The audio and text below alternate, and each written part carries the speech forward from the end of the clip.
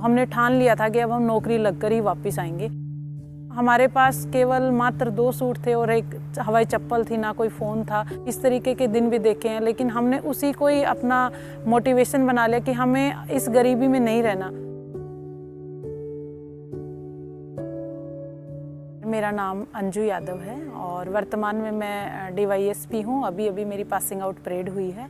मेरा जन्म है वो हरियाणा के एक छोटे से गांव धोलेड़ा में हुआ और हम 4 बहनें हैं। पिताजी मेरे किसान हैं और एक छोटी सी गांव में दुकान चलाते हैं।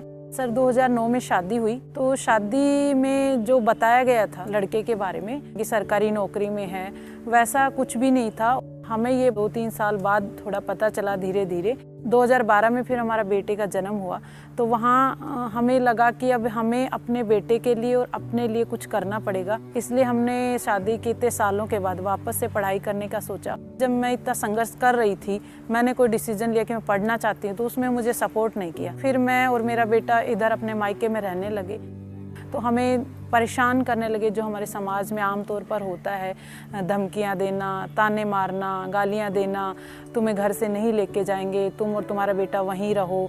हमारे पास 2 विकल्प थे, या तो हम घर पे रहें, खेती करें, भैंसें पालें जो हम पहले से कर रहे थे, और दूसरा विकल्प था कि हमने थोड़ी एजुकेशन ली थी, पढ़ाई में थोड़े ठीक थे, तो हमें लगा कि हम कहीं नौकरी के लिए ट्राई करते हैं। तो हमें टीचिंग का ही ऑप्शन मिला और 2016 में हमारा सिलेक्शन हो गया मध्य प्रदेश में, और उसके बाद लगातार हमारा सिलेक्शन होता रहा। फिर हमने राजस्थान गवर्नमेंट में, फिर हमने दिल्ली गवर्नमेंट में कार्य किया। तो इस सब के दौरान हमें जो सबसे मुख्य जो प्रॉब्लम थी वो थी कि हमारे पास इतने पैसे नहीं थे कि हम पढ़ाई कर पाएँ। तो हमारे पिताजी ने हमें सपोर्ट किया। मेरे परिवार में कोई भी RS के बारे में जानता नहीं है। आप इससे आइडिया लगा सकते हो कि रिजल्ट रात को 11 बजे आया और मुझे वो रिजल्ट समझ में भी नहीं आया, क्योंकि मेरा कोई भी नॉन नहीं था RS में। तो मुझे अगले दिन 10:30 बजे पता चला कि मुझे DYSP मिला है। तो पापा बहुत खुश थे कि अब मतलब मेरी बेटी पुलिस में चली गई, जहाँ उसको इतनी सारी परेशानियां सामना करी, कहीं हेल्प नहीं मिल रही थी, अब वो खुद अपनी जैसी महिलाओं की अब कुछ सहायता कर पाएगी।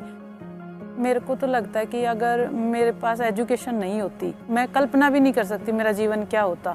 तो मेरे को लगता है कि महिला का ना आर्थिक रूप से सशक्त होना बहुत ज़्यादा ज़रूरी है। तो महिला जब गरीब घर से होती है और परिवार में मतलब उसको सपोर्ट करने वाले नहीं होते, इतने सारे सामाजिक बंधन लाद दिए जाते हैं, तब अगर वो इंडिपेंडेंट है ना और अपने निर्णय खुद ले पा रही है, खुद कमा के खा पा रही है, तो उससे अच्छा कुछ भी नहीं हो सकता।